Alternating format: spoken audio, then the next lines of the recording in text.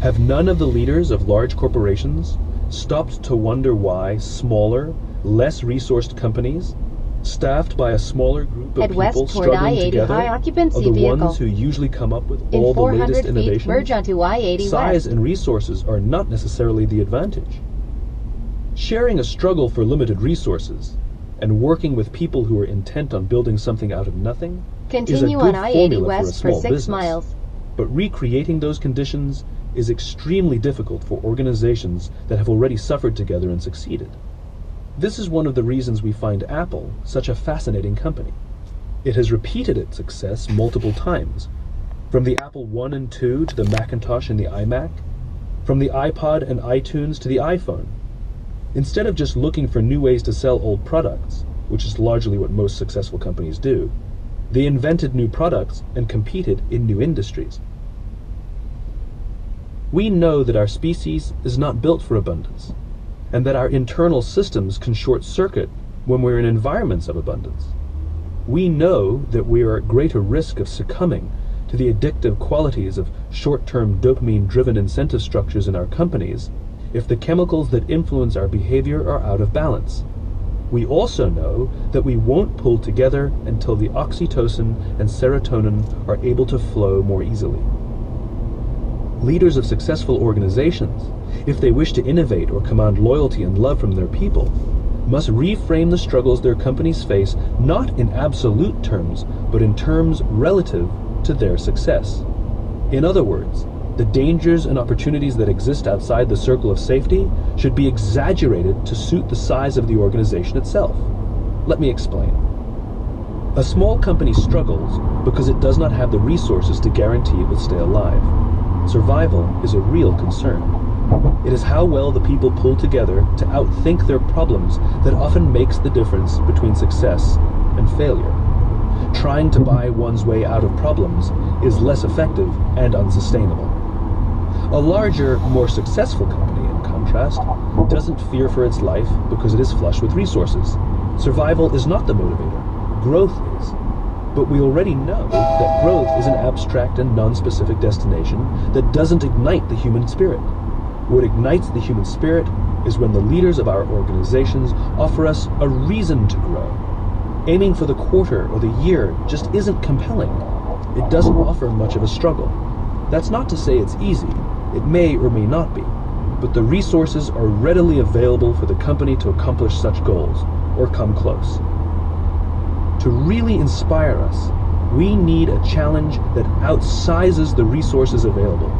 We need a vision of the world that does not yet exist, a reason to come to work, not just a big goal to achieve. This is what leaders of great organizations do. They frame the challenge in terms so daunting that literally no one yet knows what to do or how to solve it. Bill Gates set Microsoft on a path to put a PC on every desk. What happened to that vision? Though Microsoft may have largely achieved its goal in the developed world, the goal is still a long, long way from being accomplished. Like a small business, if a large organization can frame their challenge relative to their existing capacity, the people will figure it out. That's where innovation comes from. Sadly, due in large part to the poor leadership of Steve Ballmer, an inclination to throw money at problems and sacrifice people when necessary, the leaders of Microsoft sabotaged the very conditions required to drive the innovation they sought. Steve Jobs set out, in his words, to put a dent in the universe. More practically stated, he believed that the way for us to truly capture the full value of technology is to adapt the technology to fit the way we live our lives, instead of requiring that we adapt our lives to fit the way the technology works. This explains why intuitive interfaces and simplicity were key to helping him advance his vision. If the leaders of organizations give their people something to believe in, if they offer their people a challenge that outsizes their resources but not their intellect, the people will give everything they've got to solve the problem. And in the process, not only will they invent and advance the company, they may even change an industry or the world in the process, just as an early version of Microsoft did. But if the resources are vastly greater than the problem before us, then the abundance works against us. Though it may take small steps to make a big leap, It is the vision of the big leap and not the action of the small steps that inspires us. And only after we have committed ourselves to that vision can we look back at our lives and say to ourselves that the work we did mattered. The value of purpose. Stanley Milgram's authority and obedience experiment from the 1960s showed that those with a belief in a higher authority were much less likely to follow orders they suspected could harm others than those who did not. In every variance of the experiment, it was the volunteers who did not see the scientist as the ultimate authority who refused to go all the way. It was their adherence to a higher purpose that gave them the strength not to follow orders blindly. In the case of our businesses, neither our bosses nor our clients are the ultimate authorities over us. And in the case of public companies, nor are the shareholders or Wall Street analysts. And believe it or not, a small company does not answer ultimately to its investors either. All these authorities are Milgram's scientists in white lab coats. Authorities in the situation perhaps, but not ultimate authorities over the decisions we make. Just as Milgram's study would have us predict, those leaders and companies with a strong sense of why, a strong sense of purpose, and courage enough to stand up to the pressure of Wall Street or abstract shareholders are the ones that do better in the long term. Bob Chapman works hard to ensure his company remains profitable and continues to grow, but he sees profit as simply a means by which he can serve the people who work at Barry-Wehmiller. Profit, in his mind, is a fuel, not a destination. Chapman answers to a higher authority and feels a responsibility to look after the sons and daughters who are in the care of his company. Chapman has the courage to ignore those who would demand he make short-term decisions simply to make the numbers work. Jim Sinegal of Costco believed he had a greater responsibility to the people who worked for his company than to those who simply profited from their labor. A leader of Marines is taught to put the Marines in their charge before themselves. Every CEO of Southwest Airlines has known that their first responsibility is to their people. Serve them and they will serve the customer, who will ultimately drive the business and benefit the stakeholders, in that order. These remarkable leaders and all those who work in their organizations believe they serve a cause rather than an outsider with selfish motives. And that cause is always human. Everyone knows why they come to work. When a company declares that its cause is to become a global leader, or to become a household name, or to make the best products, those are selfish desires with no intended value to anyone beyond the company itself, and often not even everyone in the company. Those causes can't inspire humans because those causes aren't causes. No one wakes up in the morning inspired to champion that. In other words, none of them is a cause bigger than the company. Human beings have thrived for 50,000 years, not because we are driven to serve ourselves, but because we are inspired to serve others.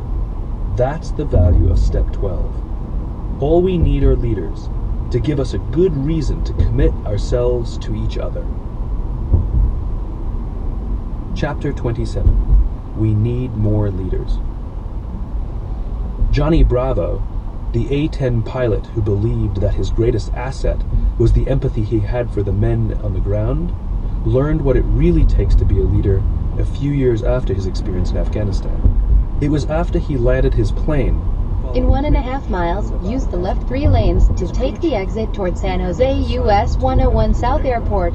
Came over to greet him and help him out of his jet. On that day, the crew chief was off his game and distracted, and Johnny Bravo snapped at him. He expects the people around him to be at their best so he can be at his best and support those on the ground. His crew chief apologized. He was tired because he didn't get enough sleep, he explained. He was going to night school, and he and his wife had a new baby who kept them up at night. And it was at that moment that Johnny Bravo realized that empathy is not something we give to the nameless, faceless people we aim to serve. Empathy is not something we offer to our customers or our employees from 9 to 5. Empathy is, as Johnny Bravo explains, a second-by-second, minute-by-minute service that we owe to everyone if we want to call ourselves a leader. Leadership is not a license to do less. It is a responsibility to do more. And that's the trouble. Leadership takes work. It takes time and energy. The effects are not always easily measured, and they are not always immediate. Leadership is always a commitment to human beings. People like me write these polemics with the hope that we can somehow influence some change for the greater good, which includes the good of our society's commercial interests. And though many of you who hear these books and articles may even agree with them, leaders of organizations are not clamoring to change the status quo.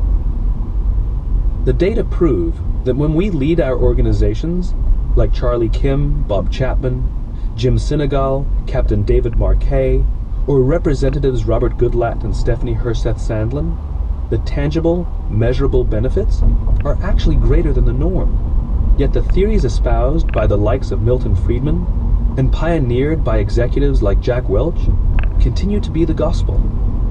Many leaders today prefer Jack Welch's approach to running a business over Jim Sinegal's theory on how to lead people, simply because it offers more of a thrill. Sinegal's style may not come with a roller coaster, but it is stable, and it sets up the company to succeed in a more steady way. In contrast, Welch's style is much more like gambling. Ups and downs, wins and losses, thrilling, exciting, bright lights, high intensity, Vegas.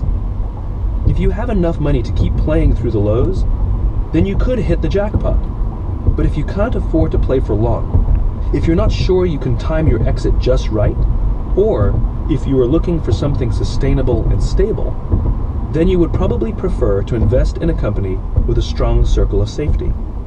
Having a few roller coaster companies in an economy is but when there are a high number of leaders who put the thrill of a dopamine hit over the hard work of looking after people, the entire economy becomes unbalanced. Everything about being a leader is like being a parent. It's about committing to the well-being of those in our care and having a willingness to make sacrifices to see their interests advanced so they may carry our banner long after we are gone.